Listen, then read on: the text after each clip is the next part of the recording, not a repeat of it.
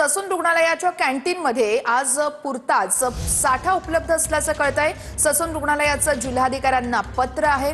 Gas टंचाईमुळे रुग्णालयाच्या कॅन्टीनमधील चहा बंद करण्यात आलाय। आज गॅस नाही मिळाला तर उद्यापासून अडचण होऊ शकते असं देखील सांगण्यात आलेलं आहे।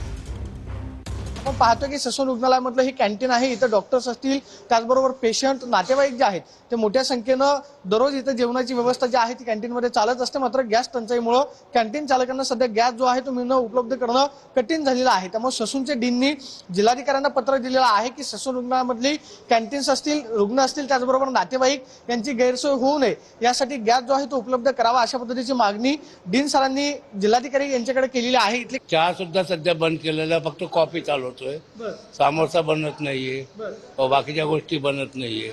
आज जर गॅस आला नाही तर मग मात्र उद्यापासून बंद करण्याची वेळ आहे। हा, मग नाईलाज होणार आहे काही गोष्टींना। आता त्याची थोड्याफार प्रमाणात जेवढा गॅस असेल तेवढा चालू ठेवावा लागेल। जर कदाचित प्रशासनानं लवकरात लवकर गॅस उपलब्ध केला नाही तर मग मात्र कॅन्टीन जे आहे ते बंद करण्याची वेळ कॅन्टीन चालकांवरती येऊ शकते।